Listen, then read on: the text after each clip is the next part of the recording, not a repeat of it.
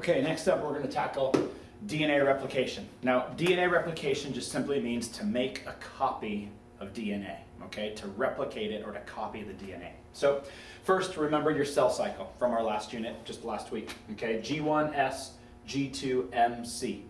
S stands for synthesis, where we copy the DNA, which is what we're going to be talking about, the process now.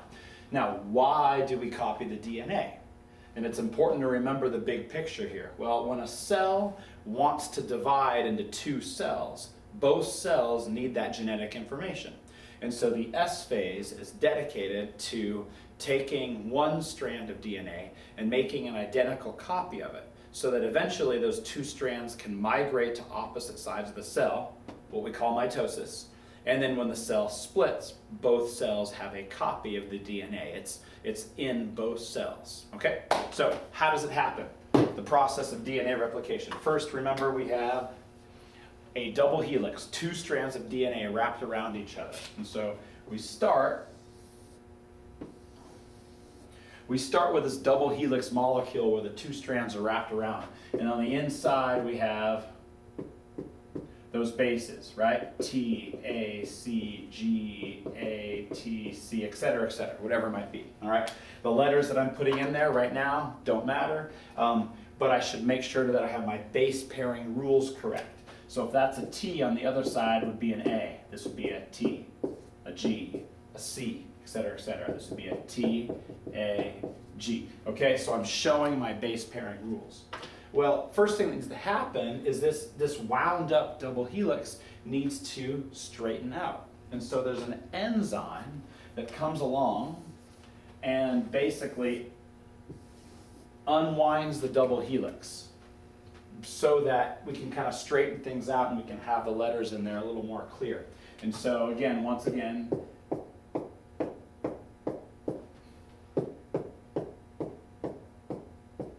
if I'm trying to show some conservation here, I'm going to keep these same letters in there. T, A, C, G, A, T, C, add another G in there, okay? Our base pairing rules state that on the other side, I'm going to have A, T, G, C, T, A, G, C. Okay? Now, what enzyme does this? Well, the enzyme that comes along and kind of unwinds these guys is called topoisomerase. Topoisomerase. Again, A's just means dedicates, this is an enzyme of some kind. Topoisomerase is kind of descriptive. A topographical map is like the contours, the ups and downs of a map. Iso means equal. So this is an enzyme that takes the contours and equalizes them, or basically straightens them out. So it's kind of descriptive of what it does. Topoisomerase unwinds the double helix, okay? The next step is we have to break the hydrogen bonds that are in between here. So remember we've got a triple hydrogen bond between guanine and cytosine. Triple one there, double one, triple one, etc. And so those hydrogen bonds are holding the bases together. But those magnetic attractions can be broken if an enzyme comes along and kind of just changes the shape or pulls them apart, okay? And so we have an enzyme that comes in and breaks those hydrogen bonds apart. So what we end up with is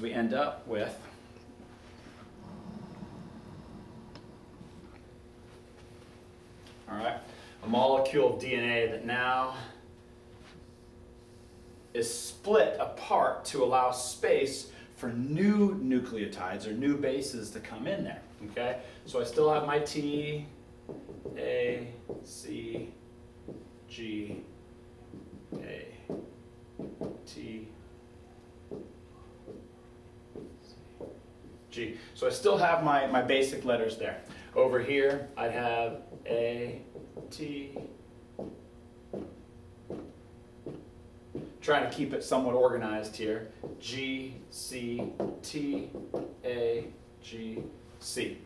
Okay, now this enzyme that breaks apart the nucleotides. These are called helicases, okay? So helicase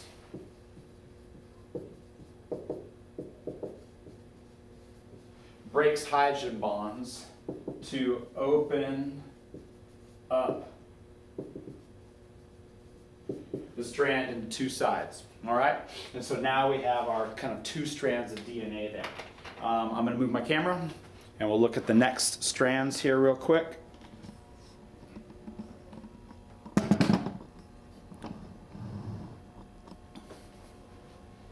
Okay, so now we have this broken up region, and now we can have nucleotides built on either strand, okay? So now we can have new letters coming in and kind of combining. And then, of course, there's an enzyme involved in that. And so there's an enzyme that will come in and will attach a new base in here now that there's space for that to happen. The other thing that's important to remember is that the bases get added in a specific order, okay? And it has to do with the backbone of the DNA, okay? So here in our DNA, we've got our sugars, okay?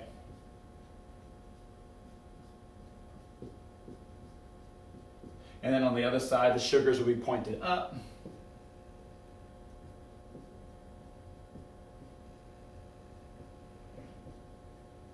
Okay, it's not important to remember which ones point down, which ones point up. Again, it's just symbolic, just recognizing they point opposite directions.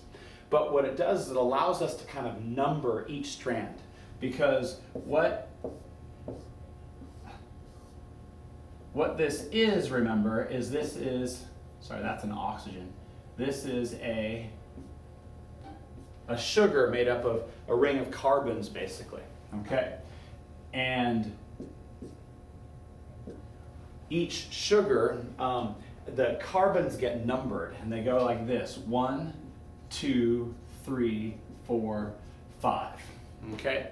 So what happens is when the sugars are pointing down, if I flip this thing over, it basically means that the third carbon is attached to a phosphate, which then the next phosphate attaches to the fifth carbon. Because again, when this is pointed down, it goes third carbon to fifth, to third, to fifth. When they're pointed up like this, it means you have a phosphate attached to the third, and then the next phosphate is attached to the fifth. So we symbolically are drawing our two strands pointing different ways by these points.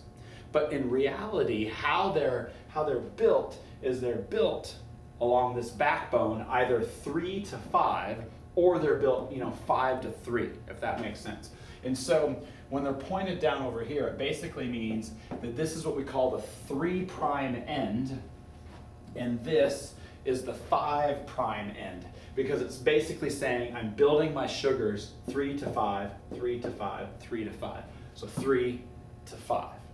Because these sugars are pointing up, it means this is the 3' side, and this is the 5' side. Again, you don't have to know the crazy detail about which carbon is the third and which is the fifth. You really just need to be able to go, okay, if this is a strand of DNA that goes 5 to 3, and here are all my bases in between, if I said draw in the opposite side, you would draw it in, and you would immediately label it 3 to 5, because you'd want to show that they're pointing different directions. Okay? Now, how it relates to DNA replication is, unfortunately, DNA polymerase, which is the enzyme that comes in and builds new DNA, it can only add nucleotides in the 5 to 3 direction. So if this is the 5' sugar and this is the 3', all right, it can only build this way. It builds the new strand. Oh, I wanted to change color here. It builds the new strand 5 to 3. Okay? So, again, here's my 3' end. Here's my 5' end. And I'm building the new direction 5 to 3, the new strand 5 to 3. On this side, this is my 5' end because it's going to be opposite the original strand. And this is my 3' end up here. So I'm actually building two different directions, okay? Now, when the new DNA is built, basically a molecule of DNA polymerase comes in and tries to fit a nucleotide in here. But the only one that fits with G is C. So if I brought in an A, it wouldn't stick. It would float away. Then the next one comes in and brings in a T. It wouldn't fit. Next one comes in and brings in a C. Great, it'll stick. So I can add a C right there. And then we build on the next one in that 5 to 3 direction. So we build on a T there. Then we build on an A there. Then we add in a G here. Okay? Then we add in a C there. Basically, I'm building 5 to 3. Okay? On the other strand, then I'm going to build upwards 5 to 3. So I'm going to add my G, add my C, add my T, add my A, and then of course here I'd add in a G, and I'd keep going from there. Now I want you to notice carefully what we did in 3 steps. Okay? And I'm going to write in there DNA polymerase adds nucleotides in the 5' to 3' direction. Okay? So I want you to notice our 2 strands here. Okay, first, GC, GC, AT, AT, TA, TA, CG, CG, GC, GC. Effectively, by taking my double strand, ripping it open, building on one and building on the other, I've just replicated DNA into 2 separate pieces, okay? When I'm done, instead of having 1 strand of DNA, I'm gonna have 2 separate strands of identical DNA, all right? And that's the process of DNA replication, of starting with 1 strand and ending with 2.